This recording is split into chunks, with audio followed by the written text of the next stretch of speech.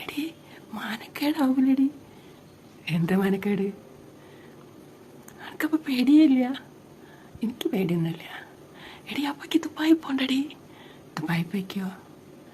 Dubai പോയിട്ട് 2 കൊല്ലം കയ്യടി വരാൻ. അനക്കെന്തെങ്കിലും പറ്റിപ്പോയിട്ടുണ്ടെങ്കിൽ പിന്നെ വാസേട്ടനോ കുടുംബവും എല്ലാവരും നാറി. ശാലിനി നാറൂലേ? ശാലിനി നാറണ്ടെന്നുള്ള വിചാരമൊക്കെ സാബുനുണ്ടാവും. അതുകൊണ്ട് ശാലിനിക്ക് എന്ത് പറയാം. എനിക്കറിയാം സാബു. ഞാനിപ്പോൾ എന്തിനും തയ്യാറായിട്ട് നിന്നാലും എൻ്റെ സാബുവിനെ ഒന്നും ചെയ്യില്ല. എനിക്കറിയാം. അതെങ്ങനെ അറിയാം? അതാണ് സാബു. ആ സാബുവിനെയാണ് ഞാൻ ഇഷ്ടപ്പെട്ടത്. നിറഞ്ഞാൽ വലിച്ചു മുറുക്കി കെട്ടി പിടിച്ചിരിക്കുമ്പോൾ വലിയൊരു മിന്നലങ്ങോട്ട് പിന്നെ പറയാം, സാബു മിന്നലടിക്കണേ.